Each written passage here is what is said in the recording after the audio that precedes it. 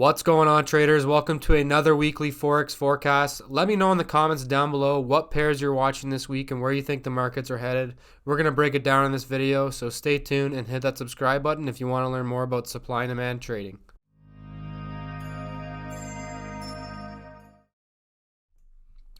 Alright, so first we're going to look at the US dollar call reports. The past week they actually added 1,700 longs and 1,300 shorts, so not really much to look at on the call reports, but I will show you what I'm looking to do on the daily time frame here. As you can see, I have my notes right here, waiting for daily demand to look for 1 hour confirmation in. So essentially, I am looking for the dollar to get stronger, so I would need to see this daily area of demand first get removed, which would then create demand down here for a push higher. And the reason that I am kind of getting bullish on the dollar is we're seeing these rallies in the dollar. And you know, we are reacting off this higher time frame monthly and weekly area of demand. So if we do get in long, our ultimate target would be at the 92.08 area towards this weekly / monthly area of supply. All right, on to Euro US dollar. The past week they added 5,600 longs and 7,200 shorts, which kind of, it's not really telling us much, but they still remain pretty bullish on the euro. So I am expecting some upside, but in the meantime, I am kind of actually expecting some downward pressure here. So basically what I'm waiting for in the daily time frame is for this daily demand to be broken, and this daily demand to be broken, creating new daily supply. As of now, I'm not going to be really touching this market. As you can see in my notes here, waiting for new daily supply to look for 1 hour confirmation in that daily supply to minimize my risk. And kind of like if you just watch the US dollar, my ultimate target to get in short here on the euro, it would actually be right here at this area of weekly demand, which I will then look for 4 hour momentum shift in that area. And I have a note here too, which all the Patreon members get. Check that out. Daily zones, okay to look for 1 hour confirmation. That's to the short side. And longs are much safer at this weekly area of demand, based on the fact that we are reacting off of weekly area of supply. And I know a lot of guys want to day trade, they don't want to go to a weekly chart. Well, look what you missed here. If you're on those small time frames and you're like, oh, why is the euro dropping? Well, it's reacting off weekly supply, so it definitely matters. That's why I use all these time frames, because every time frame matters. I'm just kind of hoping to see some more downside here on the euro after this daily area of demand gets broken. All right, on to the Aussie dollar. Call reports show that they are still 51% short to 49% long on the pair. The call reports don't really ever show us anything on the Aussie dollar, so we will be relying 100% on the chart. Up here, we do have some overhead supply on the weekly and the monthly. It has not been contacted yet, so I am still bullish on the Aussie dollar. As you can see in my notes right here, daily trend line looking like it is going to break, so no trades. And the reason I think it's going to break is the fact that it's being tested. So what I could see happening is the banks acquiring shorts while retail traders are buying this trend line to push price lower. Technically, this daily zone was a valid zone to look for 1 hour momentum shift. You never got it. The reason it was valid is because it was decently away from this trend line. And so now this daily demand right here is contacting, but we are at this trend line again. So, if I do, I still will be looking for longs, but I'm not just going to be buying a daily demand. I will have to see the Aussie dollar start to rally and then maybe get a 1 hour momentum shift, because not every time does this trend line fail. It's just, I don't want to be taking zones around the trend lines based on that fact. And, ultimate targets would be up here towards this weekly area of supply. But there's also the possibility that even though we did not contact this supply, that we basically can call it contacted. So it's a little bit of a tricky situation on the Aussie dollar here. And as you can see on my two right screens, the 4 hour in the top and 1 hour in the bottom, we are seeing this downward pressure now. Both 4 hour and 1 hour are in a downtrend. The daily time frame is sideways. I just have to update this. This is what it means for sideways for me. That's what the Patreon members get. They get all my trends, trend lines, and zones. Check that out. Link in the description. So it is sideways. For the daily to go on a downtrend, I would have to see this zone be removed, and then then I would start to feel somewhat comfortable looking for short positions on the Aussie dollar. But as of now, I am kind of just flat. All right, looking at GBPUSD, call reports show that they actually added 7,900 longs this past week. As we all know, the pound's been on a tear lately, so they still remain 65% long to 35% short. We are contacting this daily area of demand. The only thing that makes us invalid, is, as you can see in my notes, is we do have a monthly uptrend, but the daily zone is invalid due to reacting off of a weekly supply zone. If to be honest though, I still will be looking for a 1 hour momentum shift in this area of demand as we leave this area. If we do, if not, we're obviously going to be going to the downside. I still will be looking for 1 hour demand or 1 hour momentum shift in this area, and the reason being is because if you go to the higher time frames, the weekly chart over here, these black zones are my weekly zones, and then this dotted line up here is the monthly zone. And since this weekly zone is so close to this monthly zone, I do expect this weekly zone to break, and then it would probably, if anything happens, it would probably just break it, just hit that monthly supply, and then start to fall. So I'm still looking to buy the pound for now. Like I said, I will be looking for that 1 hour momentum shift. And if you want to know what I mean by 1 hour momentum shift, go check out one of my recent videos. It's called Confirmation Trading 101 or something like that. And I talk about exactly what I will be looking for. So, looking at the 1 hour here, what I will be looking for is essentially for these two zones to be removed. Hopefully we can get that uptrend, then we can, buy the pullbacks up to there. If I do, it will be smaller risk, based on the fact that, like I said, we are reacting off of this weekly supply up ahead. The reason I like this zone as well is, as you can see, the distance between the trend line is pretty decent. If the trend line was something like this, then I wouldn't be as interested. Just going to have to wait for confirmation on this one. All right, looking at USDJPY, they actually added 8,000 longs this past week on the pair. So kind of changing the short bias. And by the way, I know people have commented before, oh, your USDJPY charts are wrong or your call reports are wrong. No, you have to switch them around. So, really when they're long, the Japanese yen, they're majority short on the pair USDJPY because the US dollar does come first. As you can see in the daily chart here, we are basically contacting this daily area of demand.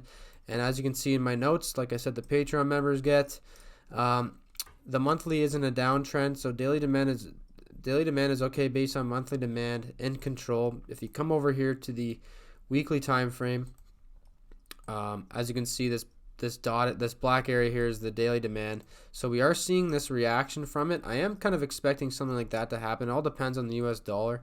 But basically, for me to get in long, I don't like this area of demand down here, because then this trend line will be broken. Essentially, we will have to wait for the next weekly area of demand, which is not till way down here. So that is actually that might be what happens on this pair. If I do get in long, I'm gonna have to see this daily area of demand removed, creating new daily demand for a push higher. Until then, not much is really going on in this pair. These trend lines are looking pretty. I like this trend line on the daily time frame. The 4 hours not showing much. On the 4 hour over here as well, you have these two areas of supply that will be removed, and I think that actually these 4 hour areas of supply are actually the whole daily. So, once that daily demand does get removed, the 4 hour will be removed, obviously, and then we can start to look for setups to the upside. As far as targets go, the reason I'm not really thinking this pair is going to take off. As far as targets go, you don't really have much till up here. This whole area here is just kind of compression and goop. Not much here. Not much is really going to stop price in this area. Like I said before, it's all going to rely basically on the DXY to see, what's going to happen on the DXY.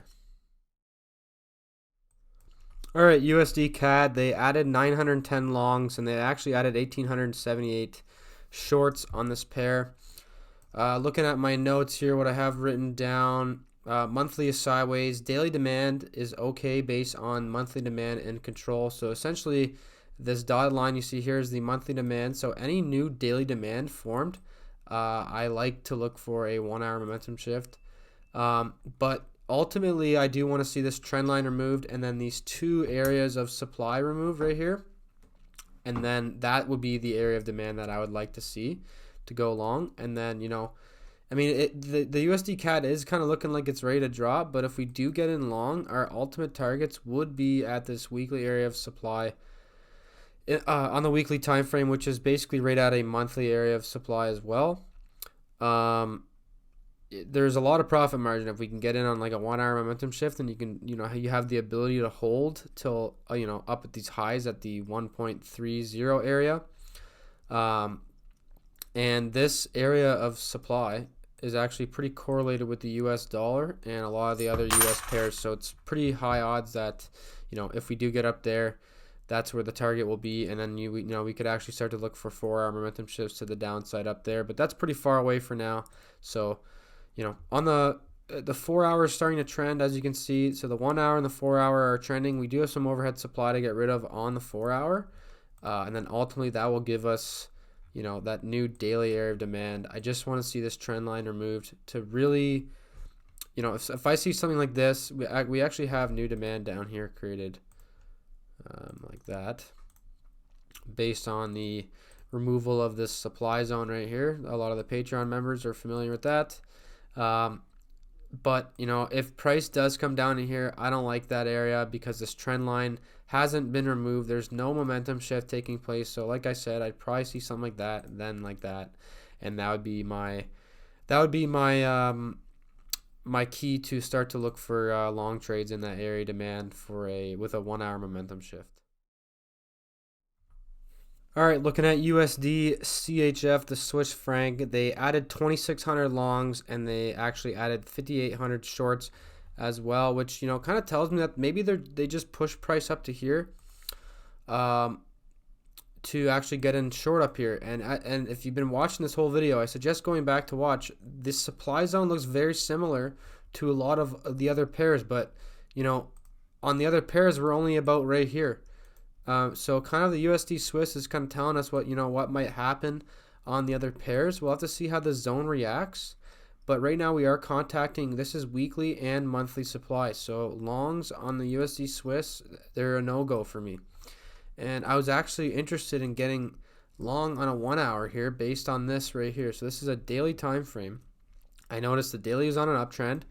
I noticed this beautiful daily area of demand right here. And I was like, oh, well, you know, maybe I'll trade outside my higher time frame. I'll be looking for 1 hour setups. If you go to the 1 hour, there's like a flip zone right here. I'm thinking, oh, maybe I could see a reaction from here, and you honestly might. But I then just thought about it for a minute, and I said, well, what's going to stop this daily uptrend right here?